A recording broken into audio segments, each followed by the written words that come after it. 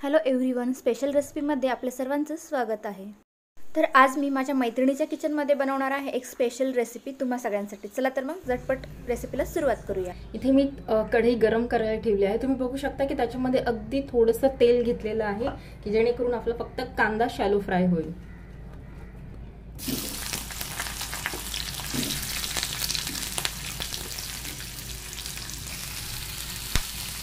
इथे आपल्याला दिसतो की कांदा हळूहळू गुलाबीसर फ्राय झालेला आहे। तुम्ही आता तो काढून घेते। काजू फ्राय करून घेते आहे थोडेसे लालसर।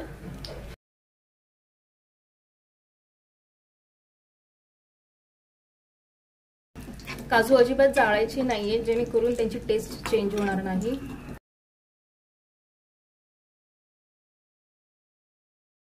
तर इथे शिमला मिरची देखील मी थोडीशी तेलामध्ये फ्राय करून घेणार आहे, जेणेकरून आपण मसाला बनवू त्यावेळेस त्याची अगदी छान अशी टेस्ट उतरेल।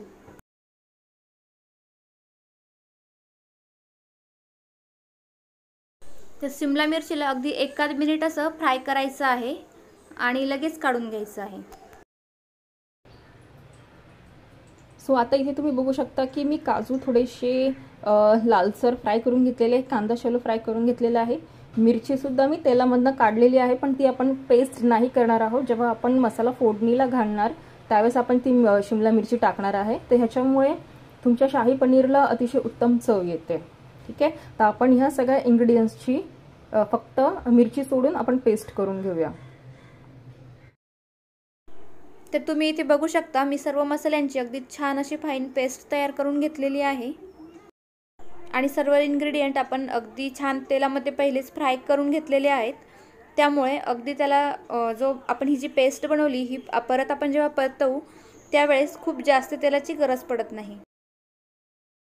तर आता आपण फोडणीची तयारी करूया। तर इथे मी कढईमध्ये थोडंसं तेल घेतलेलं आहे। तेल थोडं गरम झालंय, त्यात इथे मी 1 चमचा लाल तिखट टाकते आहे। तर तुम्ही तुमच्या आवडीप्रमाणे तिखट कमी किंवा जास्त वापरू शकता। त्याचप्रमाणे आपण हिरवी मिरची देखील वाटणामध्ये घातलेली आहे, याचा अंदाज करूनच लाल तिखट घालायचे। तर इथे कलरची लाल मिरची आहे तीही मी घातलेली आहे, काश्मीरी लाल मिरची। अगदी थोडीशी हळद घातलेली आहे, पाव चमचा जिरे पावडर घालते आहे, तुम्ही अख्खे जिरे देखील वापरू शकता। मसाले टाकताना गॅसची फ्लेम अगदी लो ठेवायची आहे, नाहीतर मसाले करपू शकतात। तर इथे मी सुहानाचा शाही पनीर मसाला वापरते आहे, तर इथे 2 चमचे शाही पनीर मसाला मी घालते आहे। मसाला तेलामध्ये अगदी छान परतवून घ्यायचा आहे।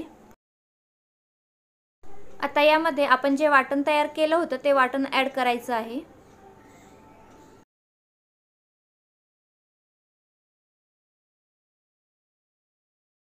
आता हा सर्व मसाला आपण अगदी लो गॅसवरती साधारण 10 मिनिटे परतवून घ्यायचा आहे। तुम्ही इथे बघू शकता आपला मसाला अगदी छान परतला गेलाय, अगदी छान असं तेल सुटलेलं आहे त्याला। तर आता यामध्ये आपण उरलेलं साहित्य घालूया। आता शिमला मिरची ॲड करते आहे मी इथे आणि आता वाटाणे घालूया। तर यांना मी गरम पाण्यामध्ये थोडंसं बॉईल केलेलं आहे, थोडं मीठ घालून व्यवस्थित मिक्स करून घ्यायचं आहे। दही ॲड करते आहे मी इथे। तर तुम्ही दह्याऐवजी फ्रेश क्रीम जी असते ती देखील वापरू शकता, परंतु फ्रेश क्रीम वापरल्यामुळे एक थोडासा गोडवा येतो त्या भाजीला, तर तो गोडवा नको आहे, मला थोडी स्पायसी भाजी हवी आहे, म्हणून मी इथे फ्रेश क्रीमऐवजी दहीच वापरते आहे। दही हे फार आंबट नको आहे, आपल्याला ताजं फ्रेश दही घ्यायचं आहे, जेणेकरून ते खूप जास्त आंबट राहणार नाही।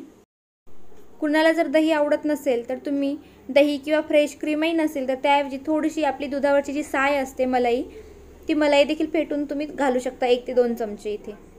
दही घातल्यानंतर साधारण 2 ते 3 मिनिटे मी भाजी परतवणार आहे, जेणेकरून आपलं दही देखील अगदी छान शिजलं जाईल। तुम्ही बघू शकता तर 3 मिनिटे झालेली आहे, दही अगदी छान व्यवस्थित शिजलं गेलं आहे त्या सगळ्या मसाल्यासोबत। आता यामध्ये आपण पनीरचे क्यूब जे तळून ठेवलेले होते, पहिलेच फ्राय केले होते, ते घालणार आहोत। बऱ्याच भाज्यांमध्ये आपण अगोदर ग्रेव्ही बनवतो आणि ग्रेव्ही छान बॉईल झाल्यानंतर त्यामध्ये पनीर सोडतो, पण तसं आज मी करणार नाही आहे। आज इथे आपण पनीर पहिले सोडणार आहोत, छान त्या मसाल्यामध्ये पनीर कोट करणार आहोत, त्यानंतर आपण ग्रेव्ही बनवणार आहोत।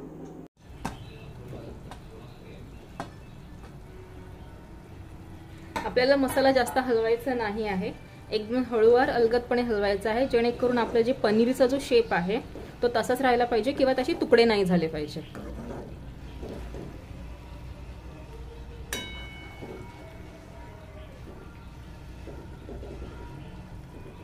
सो मी परत थोड्या वेळासाठी आपण याला एक 2 ते 3 मिनिटं वाफवून घेऊया. त्याच्यानंतर थोडंसं पाणी मिक्स करून आपण याला उकळी येऊ देऊ.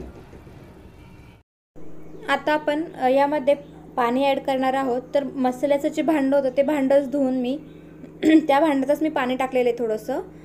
आणि हे पाणी जे आहे हे मी कोमट पाणी वापरते आहे, थोडंसं गरम पाणी. शक्यतो भाजीला जेव्हा तुम्ही नंतर पाणी ॲड करता वरतून त्यावेळेस गरम पाणीच वापरा, जेणेकरून भाजीची टेस्ट अगदी तशीच राहते. इथे मी 1 वाटी पाणी वापरलं आहे फक्त आणि अगदी हलकं आपण हे मिक्स करून घेणार आहोत. तुम्ही तुमच्या आवडीप्रमाणे थोडीशी थिक किंवा पातळसर अशी ग्रेव्ही बनवू शकता. तुम्ही इथे बघू शकता आपल्या भाजीला कलर देखील अगदी छान आलेला आहे. आता इथे भाजीला आपण चवीप्रमाणे मीठ घालूया. तुम्ही आवडत असल्यास इथे थोडीशी अर्धासा चमचा साखर देखील घालू शकता. थोडीशी बारीक चिरलेली कोथिंबीर सुद्धा मी टाकते आहे इथे. व्यवस्थित मिक्स करूया आणि साधारण 10 मिनिटे लो गॅसवरती ही भाजी आपण एक छान उकळून घेऊया. तर तुम्ही बघू शकता इथे आता आपली भाजी अगदी छान रेडी झालेली आहे खाण्यासाठी. तर मी एका प्लेटमध्ये काढून घेते आणि मग तुम्हाला दाखवते. तर तुम्हाला ही रेसिपी कशी वाटली हे मला जरूर कळवा. चॅनलला लाईक, शेअर, सबस्क्राईब जरूर करा आणि शेवटपर्यंत माझा व्हिडिओ बघितल्याबद्दल धन्यवाद.